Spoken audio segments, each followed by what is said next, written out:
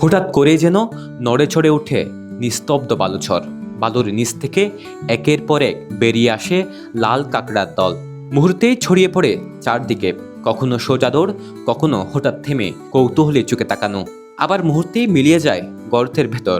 এ যেন প্রকৃতির এক জীবন্ত রঙিন খেলা।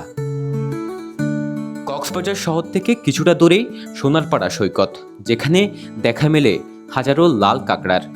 মানুষের পায়ের শব্দ পেলেই মুহূর্তেই লুকিয়ে পড়ে তারা।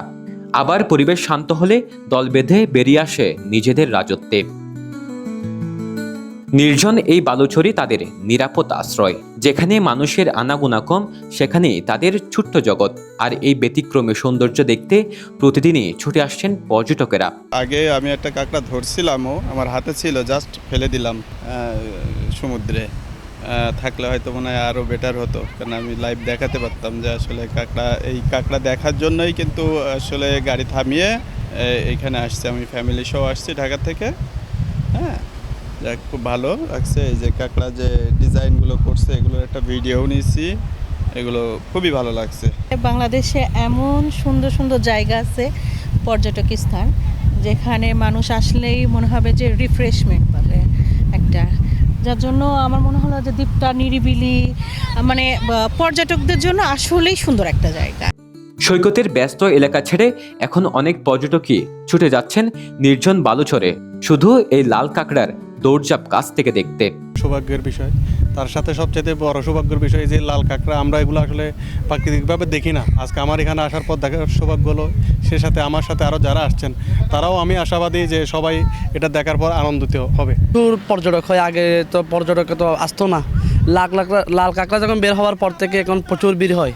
এটা আপনারা দেখেন, প্রচুর এখন কক্সবাজারে লাল কাঁকড়ার ভিড় দেখতে আসতেছে মানুষ। আগে তো মানে লাল কাঁকড়া যখন ছিল না, তখন তো মানুষ আসতো না। লাল কাঁকড়াগুলো যদি মূল আকর্ষণ, পর্যটকদের মূল আকর্ষণ হচ্ছে লাল কাঁকড়া। ধরেন আপনার মেরিন ড্রাইভে যদি আপনার অনেক অটো ড্রাইভার আসে, মানে মেরিন ড্রাইভে যদি নিয়ে আসে, যদি আপনি লাল কাঁকড়ার কথাটাই বলেন আগে, অন্যরা লাল কাঁকড়ার কথাটাই বলে আগে মেরিন ড্রাইভে আসবে। আমরা গতকাল একটা জায়গায় গিয়েছিলাম ঘুরতে, আপনার ওটার নাম ছিল লাল কাঁকড়ার বীজ। অ্যাকচুয়ালি ওখানে নেই, এদিকটায় যথেষ্ট কাঁকড়া আছে এবং একটু দূর থেকে দেখা যায়, যদি কাছে গেলে ওরা গর্তের ভিতরে ঢুকে যাচ্ছে। যথেষ্ট সুন্দর। তবে এই মনোমুগ্ধকর দৃশ্যের আড়ালে লুকিয়ে আছে শঙ্কা। বালুচরে গাড়ি চালানো, প্লাস্টিক ও ময়লা আবর্জনা ফেলা, সব মিলিয়ে হুমকির মুখে পড়ছে লাল কাঁকড়ার স্বাভাবিক আবাসস্থল।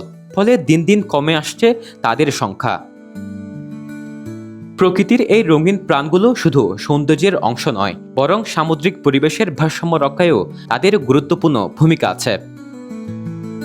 যত্ন আর সচেতনতা থাকলে লাল কাঁকড়ার এই দৌড়ঝাঁপ শুধু কক্সবাজারের সৌন্দর্য বাড়াবে না, বরং দেশের পর্যটন খাতে যোগ করবে নতুন এক আকর্ষণ। এখনই সময় প্রকৃতির এই লাল বিস্ময়কে রক্ষা করার।